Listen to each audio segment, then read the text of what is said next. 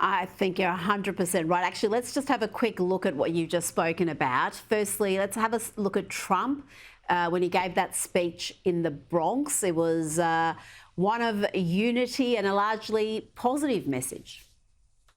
Whatever the hell color you are, it doesn't matter. We are all Americans, and we're going to pull together as Americans.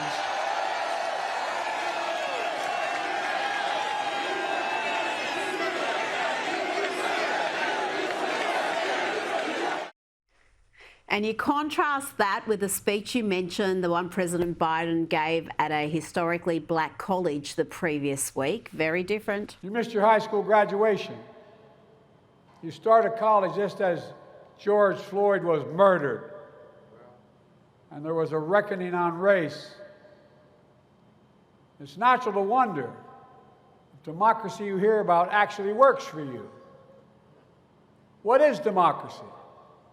If black men are being killed in the street, what is democracy? The trail of broken promises still leave black communities behind. What is democracy? You have to be 10 times better than anyone else to get a fair shot. Douglas, very different approaches there. Biden's speech seemed to be obsessed about racial division and victimhood and this message that you need to be, as black Americans, 10 times better than non-black Americans to do as well. Who is he speaking to with that kind of rhetoric? It's very interesting. Biden came in with the idea that he was a great uniter, that he'd be the sort of father or perhaps grandfather figure of the nation. And whenever he does this kind of speech, you're saying, but do you remember what you said you'd be? Do you remember that you said you'd try to unite the nation? What are you doing here? And why are you demotivating black students and actually lying to them that the country is against them? And that, to pick up that phrase, black men are just being murdered in the streets.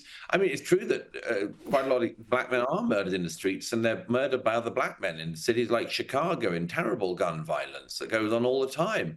But Biden wasn't talking about that.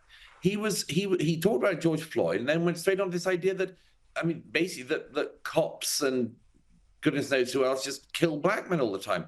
That's not true. But it is the sort of rhetoric and ideas that you would you would expect to hear from somebody wanting to whip up a certain base on ethnic lines and racial lines. And that's clearly what Biden was doing in that speech. But it's really ugly. And it feels to me at any rate, like a rhetoric of the past in America, describing at the best the past in America. Now let's talk about Prince Harry and the saga with his visa papers. The court case over the Duke of Sussex's US visa is still going on. We still don't know whether Harry was honest about his past drug use, as revealed in his memoir Spare. The White House has pleaded with the court to keep the documents confidential, Douglas. Lawyers for the Department of Homeland Security argued that releasing the papers would create a stigma.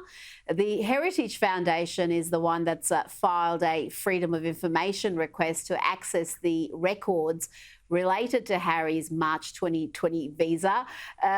Douglas, this story does tickle me because Trump has been open to deporting Harry if he's elected, and it's revealed that Harry lied on his official document.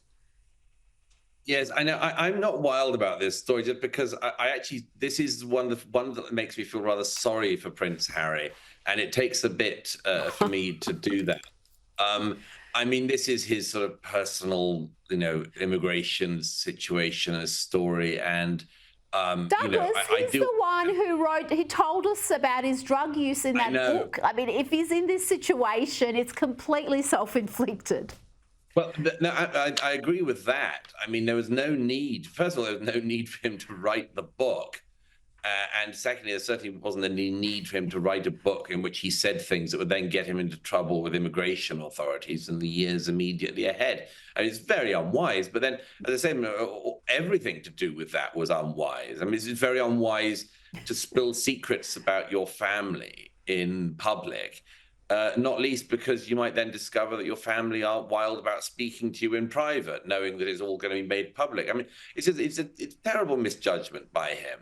I just think, I sort of feel vaguely sorry for him about some of this because, you know, he's clearly badly advised. He clearly doesn't think very far ahead for himself. And anyway, I mean, that's the only time you'll get a granting of pity for the spare prince from me. Well, I think his advisor, his chief advisor is one Meghan Markle. So if he's getting bad advice, I think we can guess where it's coming from. But I've got to say, I mean, the man's 40 years old. He's not a kid anymore. And these decisions that he's making, I've got to say, I think it would be hilarious if he's deported from the US. And what would the reception be in the UK, presumably, if he goes back there? I want to see that happen. I know it's a little bit evil, but it would tickle me no end. And we need a few laughs in this world, Douglas Murray. Thank you so much for your time this evening. Do appreciate it. Great pleasure. Thank you.